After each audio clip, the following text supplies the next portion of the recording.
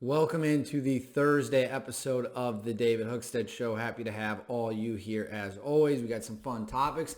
Let's just jump right into them. First off the bat, Elon Musk went mega viral again for a tweet ripping fake news Nazis. I'm going to pull this up here because I want to make sure I'm reading it correctly because it is definitely worth your time. So it's one of those galaxy brain memes where you have a normal brain, and you got a slightly bigger electric brain, and then you have the galaxy brain, and this is what it says. The small brain publishing factual, accurate news. The middle one publishing articles that use clickbait and out of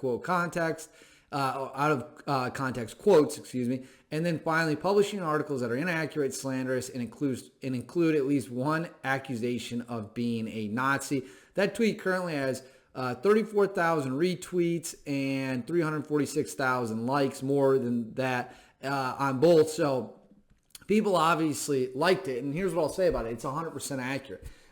We see a lot of people that enjoy pushing fake news. And believe it or not, this is a phenomenon you see on both sides of the aisle. This is not strictly one-sided whatsoever. You see grifters, you see liars, you see people who knowingly push false narratives on both sides of the aisle.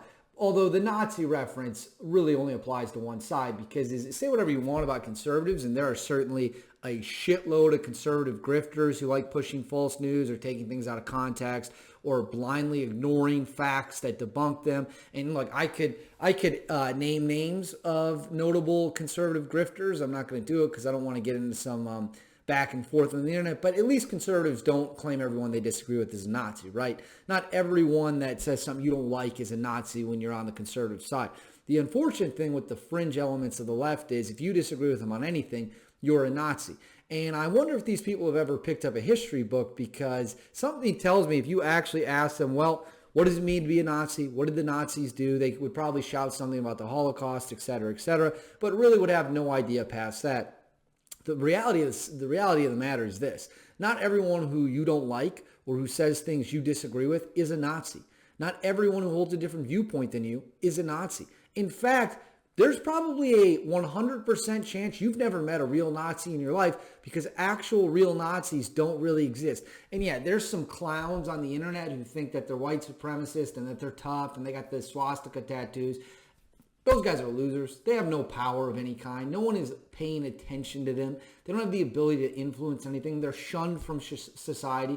They're in the far corners of the internet. They live in the shadows.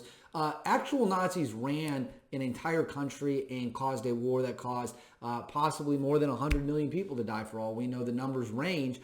Point being, calling people a Nazi seems to be a go-to favorite tactic of the left these days. And Elon Musk is 100% correct to call that out. And the news, what's really sad about this is we play into these narratives.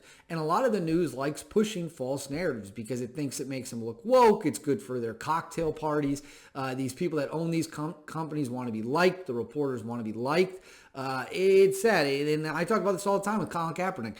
People lie to you all the time about Colin Kaepernick. Now, the fact you watch this show tells me that you know the truth about Colin Kaepernick and you're not easily persuaded by debunked garbage such that he's a hero, but we see it all the time. News companies like to just push shit they know is either factually inaccurate, downright lies, missing context, or they like to attack people who don't share their viewpoints and call them extremists, Nazis, whatever it might be. We've seen this many times before. Amy Coney Barrett, for example, she has adopted minority children. That's awesome. That's a loving woman, a loving mother, a great wife by all accounts, but yet narratives about her are horrific, despite the fact that they're not backed up by any facts whatsoever. If you all remember her confirmation hearings, when people tried to make claims, absolutely ludicrous claims about her, again, not backed up by reality at all. Some jackass the other day was saying that the Supreme Court might come for interracial marriage next, despite the fact that the only black male judge, Clarence Thomas, on the court is married to a white woman. Again, just completely asinine comments that aren't based in fact whatsoever. So props to Elon Musk for calling out the fake news, for calling out the Nazi references, for calling out all that junk. We need more of it, not less. So good for him. I agree 100%. All right, Nick Saban. Nick Saban has issued some warnings about the state of college football with NIL money flowing around. For those of you who are living under rocks, NIL money has essentially created a level of free agency in college football. I know a lot of people are upset about it. They're frustrated about it. They don't know what to do. The honest answer is I don't know what to do. I have no answer for how you fix college football in the current state it is in. I don't have a clue whatsoever because I do want players to get paid. I do want players to earn money. If they're worth it. This is the United States of America. We believe in capitalism in this country. We fought an entire Cold War against communism. So I'm not against anyone getting their money. You know, if you're a really good science student, you can go get a job in science while going to school and make money, right? If you're a really good finance student, you can do financial stuff, stock market investing, whatever it might be, and you can make money doing that. If you're an entrepreneur, as a student and that's a major that you're pursuing, you can go start a real estate company and make money on the side. So I don't know why college athletes are treated like they shouldn't make money. It's the most anti-American thing ever. But having said that, we have now allowed what I think was meant to be like autographs and name, image, and likeness to turn into, I'll give you $1 million to come play for me. Do I have an issue with it? Not really. What I have an issue with is that it's very unregulated in the sense that we are all now living in the wild, wild west of college football. When Nick Saban, who has the most to benefit from this, because Alabama boosters will write the check every single day. Don't get that mistaken or twisted. Alabama can afford any player they want. They'll pay for any player they want. So when Nick Saban, the guy who's the most to benefit, comes out and says, hey, we might want to think about what's going on here because it might create a lot of imbalance, might create a lot of inequality that's going to essentially eliminate any parity that might exist. That's when the guys who benefit are telling you, hey, slow down, pump the brakes, wait a minute, let's figure out what's going on, and then we can go from there. Because trust me, under this system, the rich are only going to get richer. Alabama, Georgia, LSU, Clemson, Ohio State, USC, Oregon to a degree. Any school that has a massive funder behind it is only going to be better off in this era of NIL than they already were before. Alabama already won 6 titles with Nick Saban.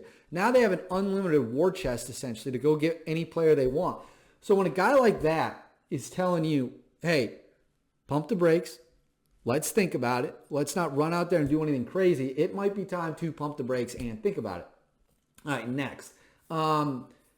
Jack Ryan. Now, Jack Ryan is the show with John Krasinski on Amazon. It is reportedly going to end after season 4. So 2 seasons are out. Season 3 is finished. We are waiting for season 3 to come out. Season 4 is currently filming, I believe.